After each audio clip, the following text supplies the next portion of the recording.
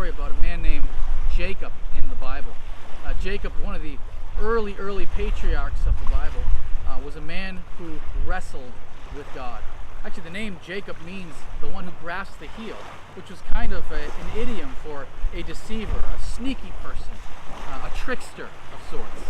Well, Jacob one night had an important event happen. He was at a river, kind of like the one behind us, and Jacob crossed the river, leaving all of his family, all of his kids, all of his goods on the other side of that river. He was all by himself, all alone, all was stripped away. And that night, a man met with him and wrestled with him. And this is the ultimate wrestling match. They didn't just wrestle for 10 minutes, they wrestled throughout the night.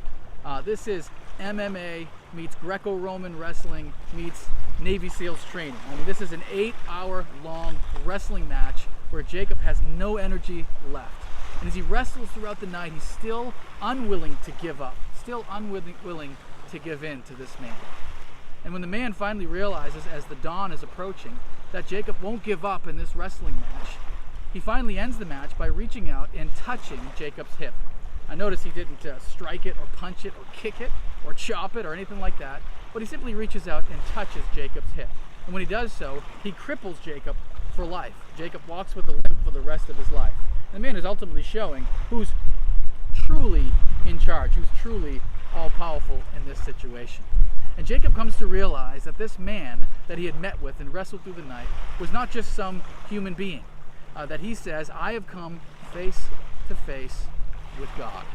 I have wrestled with God. That this was a sort of theophany, or at least an angel, the angel of the Lord who's come to wrestle with him. Perhaps even a prefiguration of Christ. And really, this becomes sort of a parable for Jacob.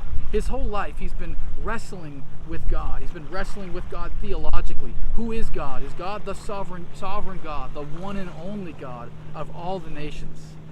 Does God actually care about Jacob? Is he actually involved in his life? Jacob went through a number of difficult times, of different suffering throughout his life.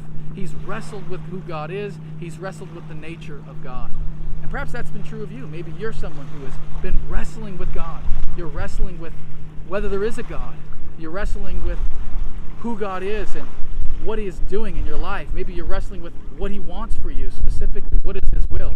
Or you're wrestling with why he's allowed so much difficulty and hardship and suffering in your life. I think like Jacob, we too wrestle with God. But here's how the wrestling match comes to an end. Jacob finally realizes that this man is not just some guy, and he says to him, I want you to bless me. He knows that he's come in contact with God. And the man asks Jacob a very important question. He says to Jacob, what is your name? And again, Jacob's name means the deceiver, the trickster, a sneaky person. And Jacob says, my name is Jacob, and the man renames Jacob Israel, which means the one who wrestles with God. And God's people from that point forward are forever renamed Israel, those who wrestle with God.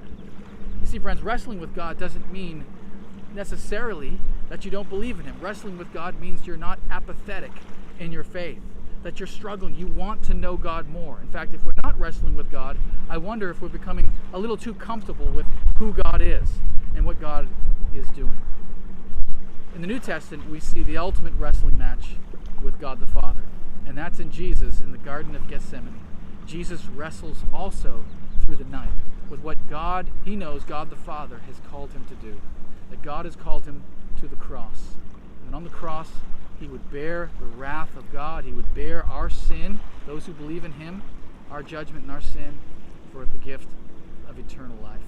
And as Jesus wrestles with the weight of this responsibility, he begins to sweat and pray and cry out to God. And in the end, God wins that wrestling match because Christ goes to the cross and dies in our place. So that when we wrestle with God, sometimes we fail, sometimes we succeed, sometimes we give up, sometimes we aren't able to continue on. But we look to the one who has wrestled for us, the one who has given his life for us, the Lord Jesus.